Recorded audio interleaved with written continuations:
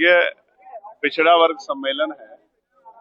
इसलिए है कि पहले 18 मंडलों में प्रभुजन सम्मेलन किए, फिर मुस्लिम समस्या और समाधान के नाम से कार्यक्रम किया, पूरे प्रदेश के जो मुस्लिम लीडरशिप उनको बुला के। फिर पिछड़ा वर्ग सम्मेलन 9 अक्टूबर को था, लेकिन दूसरी पार्टी ने रैली रख ली अपनी, तो हमने अपना कार्यक्रम विड्रॉ कर लिया। फिर 8 मंडलों में बड़ी रैलियां की, जो आखिरी रैली 29 तारीख को मार्च में खत्म हुई। और अब ये पिछड़ा वर्ग सम्मेलन किया है, जो मान्यवर बीपी मंडल जी की पुण्यतिथि के अवसर पे हम लोगों ने किया। पूरे उत्तर प्रदेश के 403 विधानसभा सीटों से हमने अपनी पिछड़े वर्ग की लीडरशिप कार्यकर्ताओं को थोड़ी थोड़ी संख्या में बुलाया, और जो हमने संदेश, जो भविष्य में हमारी योजनाएं हैं, जो हम करेंगे सरकार बनने पे, वो सारी बातें उनके सामने रखी कि वो इसका गांव गांव जाके प्रचार करें। और मैं आपको विश्वास से कहता हूं, आने वाले समय में आजाद समाज पार्टी एक बड़ा दल उत्तर प्रदेश में बनेगा, क्योंकि लोकसभा के समय 2024 में हमें अपनी मेहनत को सही तरह से दिखाने का मौका नहीं मिला, क्योंकि हम 2 ही सीटों पर चुनाव लड़े।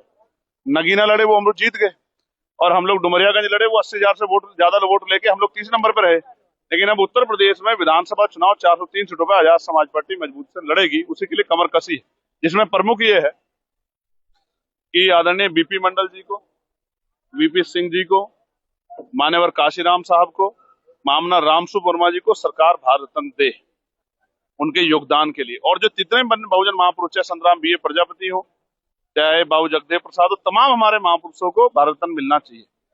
दूसरा, महिला रिजर्वेशन बिल दोबारा से आ रहा है संशोधन होने के साथ। हमारी मांग है कि अति पिछड़े और पिछड़ी जातियों को भी लोकसभा और विधानसभा में प्रतिनिधित्व मिलना चाहिए। Promotion reservation SC ST OBC को मिलना चाहिए। सरकारी ठेकों में SC ST OBC को अवसर मिलने चाहिए।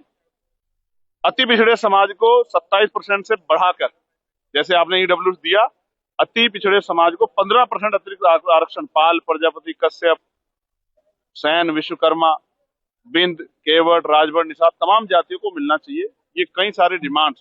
फेलोशिप, हर राज्य लगभग 5,000 बच्चों को, अति पिछड़े समाज के जो गरीब परिवार को, उनको विदेश पढ़ने भेजे कि वो आके देश की उनकी तरक्की में योगदान दे। तमाम जो है भूमि जो है वो आवंटन हो उन वर्गों को जो भूमि से जुड़े कार्य करते हैं, जिनको रोजगार मुहैया हो सके। तमाम उन विषयों पे हम लोगों ने बात रखी जो आज की बुनियादी जरूरत है। OBC का कॉलम पिछड़े जाति का जनगणना में रखा जाए, जो कि डिमांड है लगातार।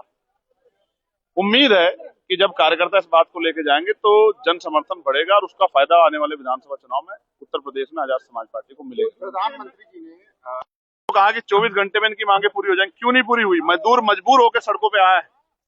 आज मजदूर आया है, कल आशा बहनें आएंगी, आंगनबाड़ी बहनें आएंगी, पंचायत सहायक आएंगे, रोजगार सेवक आएंगे, POLT के जवान आएंगे, होमगार्ड भाई आएंगे। क्यों? शिक्षा मित्र आए, अनुदेशक आए। क्यों? कल पुलिस के जवान भी अपने हकों के लिए लड़ेंगे। CRPF के जवानों के लिए भी बिल आया, CRPF अधिकारियों को DG नहीं बनने देंगे, तो बिल आया। क्यों? क्योंकि सरकार ने मजबूर कर दिया। अगर 2 दिन पहले ही उनकी मांगे मान ली जाती तो ये दिन नहीं देखने पड़ते। ये सरकार की जो लापरवाही है और सरकार की जो संवेदनहीनता, उसकी वजह से नहीं लिखा है। मेरे पास भी आया, मैंने भी पढ़ा है, बहुत अच्छा लेटर प्रधानमंत्री जी ने लिखा है। ठीक है, जब ये बिल आएगा तब अपनी बात हम लोग जोर शोर से रखेंगे। 2 जून से आपने राजनीतिक आंदोलन की घोषणा की। पूरे उत्तर प्रदेश में अब समय आ गया है कि यात्रा के जरिए जन जागरण अभियान चलाया जाए। तो सत्ता परिवर्तन यात्रा आजाद समाज पार्टी जून माह से शुरू करेगी। उसकी पूरी घोषणा उत्तर प्रदेश की प्रदेश कमेटी बहुत जल्द मीडिया के सामने प्रेस करके रखेगी। कल बीजेपी राहुल गांधी जी की लोकसभा क्षेत्र में एक अम्बेडकर जी की मूर्ति का अनावरण। क्षेत्र किसी का कोई परमानेंट नहीं होता है, वो तो लड़े भी नहीं थे पिछली बार। तो मैं आपसे ये कह रहा हूँ बहुत जिम्मेदारी से कि बाबा साहब अम्बेडकर का कौन कितना सम्मान करता है, ये सब जानते हैं, देश जानता है कि कौन कितना सम्मान करता है। बाबा साहब अम्बेडकर की जयंती में उत्तर प्रदेश पे ही मैंने लेटर लिख के मुख्यमंत्री से परमिशन मांगी कि उनके कार्यक्रम की परमिशन दे दी जाए, कि उनका कार्यक्रम उत्तर प्रदेश में जिन लोगों के यहाँ, जिन गांव में अब तक नहीं होता था, उनकी आस्था का सम्मान करते हुए, आर्टिकल 25-26 का सम्मान करते हुए उनको अवसर दिया जाए कि वो अपने महापुरुषों की जयंती शोभायात्रा निकालने। इस सरकार ने एक नई परमिशन नहीं दी। इतना सम्मान करते हैं बाबा साहब का।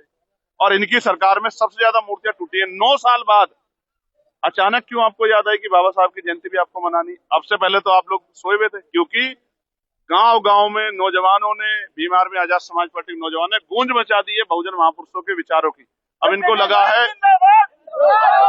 लगा है कि अगर हम इनके महापुरुषों के बारे में बात नहीं करेंगे तो शायद ये पूरा ही समाज आजाद समाज पार्टी के साथ जुड़ जाएगा। उस समाज में थोड़ा बहुत टूट करने के लिए कोशिश कर रहे हैं, जो कि कामयाब नहीं।